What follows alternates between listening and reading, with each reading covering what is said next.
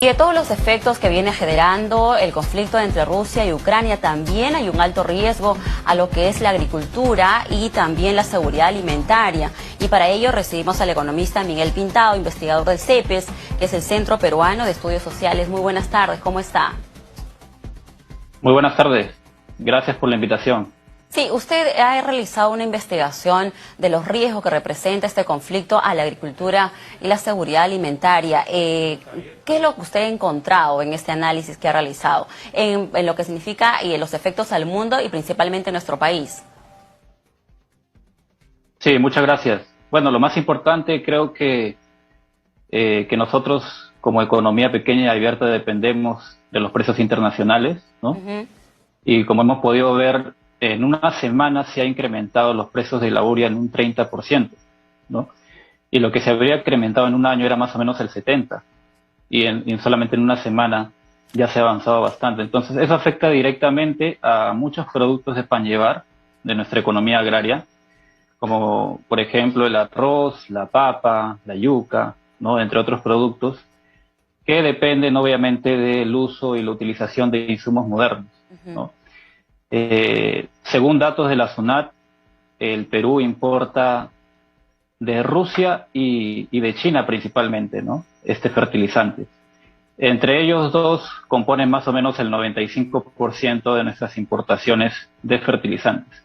Y ahora es importante anotar que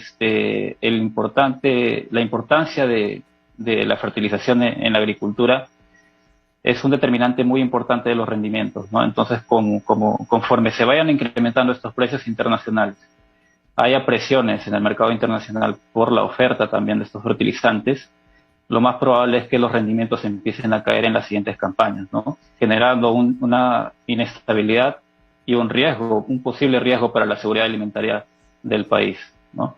Así es. Bueno, teníamos como dato de seguro que usted lo puede refrendar ello, que el 62% de nuestros productores agrarios usan a la urea, ¿no? Como uno de los principales fertilizantes en lo que es la producción. Usted señala que este efecto de lo que viene ocurriendo en el tema de los costos de los fertilizantes, que ya por sí habían registrado una alza, ¿no? En los últimos meses, ¿se va a ver entonces a corto plazo? ¿Cómo evalúa usted? Sí, más o menos a partir del segundo trimestre de este año, ya se van a poder reflejar estos efectos de los incrementos. Como usted bien señala, ya ha habido por el incremento del petróleo, ¿no? Que dicho sea de paso, ha pasado la valla de los $100 por barril, valla que no se superaba hace 7 años, y entonces en las próximas campañas, que más o menos sería a partir de abril, mayo, ya se vería este efecto en la agricultura, ¿no? Y no solamente en nuestra agricultura, sino a nivel mundial, porque la urea es pues un insumo químico Fundamental. usado en casi todas, sí, fundamental, usado en casi todas las economías agrarias del mundo, ¿no? Y justamente en esta mañana recibí una noticia de que el Ministerio de Comercio Exterior de Rusia ya había hablado o convocado a algunos productores de ese fertilizante que restrinjan sus exportaciones, ¿no? Por este contexto geopolítico un poco tenso que se está dando, ¿no? En estas últimas semanas. Entonces, ¿se puede reafirmar que los productos de primera necesidad, los directamente afectados serían el trigo, ¿no? El trigo y el maíz, y por ende todo lo que genera esa cadena en adelante con esos productos básicos? Sí, como te mencionaba Romy, no solamente los productos importados como son estos commodities que mencionas, el trigo, el maíz amarillo duro, ¿no? Para la industria avícola, sino también nuestra propia producción nacional, que es para el consumo de las ciudades, ¿no? Que viene a ser los tubérculos, la papa, el arroz, el maíz también, y todos los demás productos que vienen principalmente de la pequeña agricultura familiar, ¿no? Ahora, también como datos que para que usted nos pueda reafirmar, teníamos datos de la FAO, por ejemplo, que en lo que es el hambre, ¿no? La seguridad alimentaria. En el mundo hay 811 millones de personas con desnutrición crónica, ¿no? Después hay también en América Latina y el Caribe 60 millones de personas en esta condición. Entonces, esos son los datos que teníamos o que la pandemia desencadenó. Ahora, el conflicto de Rusia con Ucrania solo viene a agudizar más esta situación. Ya vemos los efectos inmediatos en lo que es la economía, pero ahora viene lo más importante, que son los productos básicos y que afectan a la agricultura. Sí, sí, justamente el año pasado, para comentarte, nosotros hicimos, en alianza con Ayuda en Acción, el CEPES y Ayuda en Acción, un estudio de justamente el hambre en el Perú y cómo había sido impactado por los efectos del COVID-19 y también por los efectos de los cambios de precios, el tipo de cambio, ¿no? Y el contexto que ya conocemos, Ujú. ¿no? El panorama político.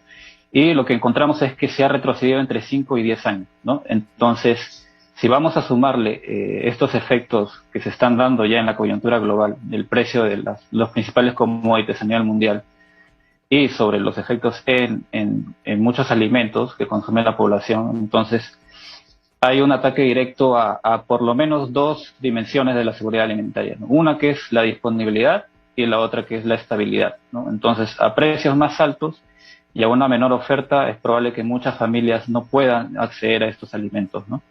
Así es, porque el Perú tiene dependencia externa en lo que son estos productos básicos, ¿no? Hablamos del trigo, el maíz. Ahora, nosotros importamos estos productos principalmente de Canadá, Estados Unidos y Argentina. Y según señalaban, de repente de Rusia, Ucrania, es menor, ¿no? O sea, no tenemos de repente una relación directa, pero como esto viene afectando al mundo en general, de una u otra manera, esto por la inflación, sí se ve la repercusión en esto, en el alza, ¿no? De estos productos de los países de los cuales nosotros importamos.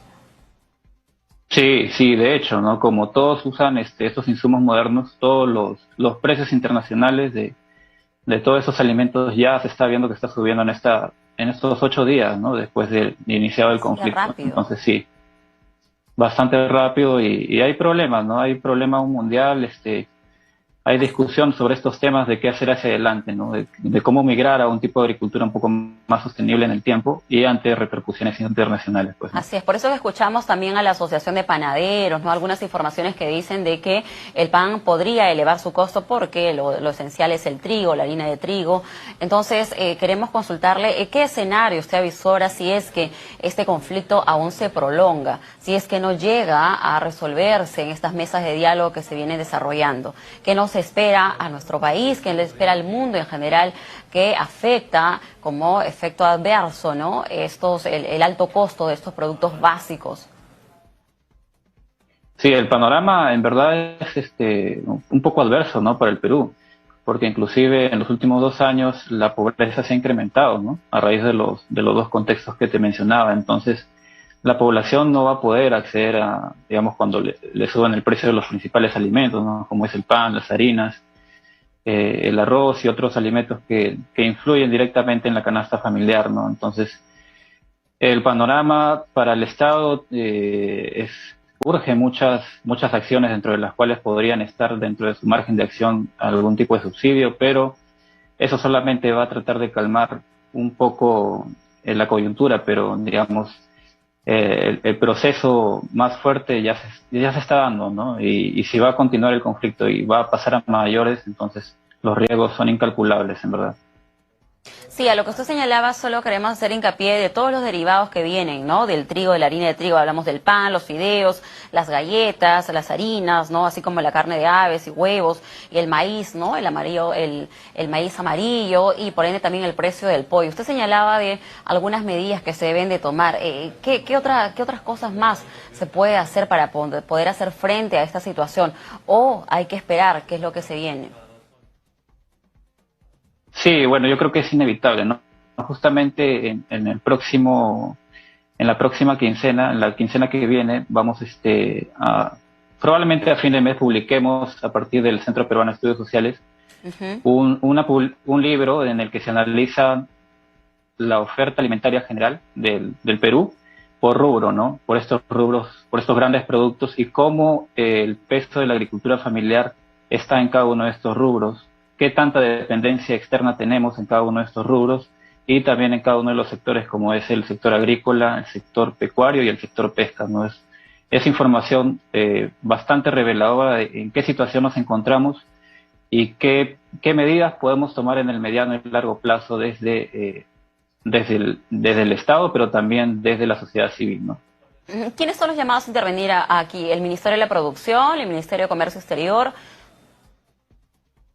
La verdad que mientras más ministerios sería lo ideal, ¿no? Porque es un tema que abarca varias áreas, ¿no? No solamente la agricultura, sino también, como mencionabas, el tema alimentario, la nutrición, el contexto internacional, ¿no? Los commodities. Entonces, abarca muchos ministerios y tiene que trabajar de la mano, ¿no? De manera unificada. Muy bien, bueno, los números están ahí, la data se encuentra, esos son los efectos que viene causando este conflicto entre Rusia y Ucrania y que se han agudizado aún más. Ya estamos en pandemia, pero esto se sigue acrecentando en lo que viene ocurriendo en esta parte del mundo. Muchas gracias por estar con nosotros. Buenas tardes. No, encantado. Muchas gracias a ustedes. Muy bien,